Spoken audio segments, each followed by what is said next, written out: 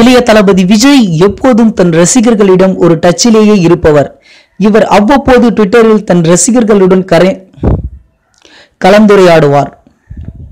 அப்படி சில வருடங்களுக்கு முன்பு விஜய் தன் ரசிகர்களுடன் பேசுகையில் அஜித் பற்றி கூறுங்கள் என கேட்க, அதற்கு அவர் மிகவும் அழகான ஹீரோ என கூறியுள்ளார். அது மட்டுமின்றி அரசியல் குறித்த கேள்விகளுக்கு தற்போது நீங்கள்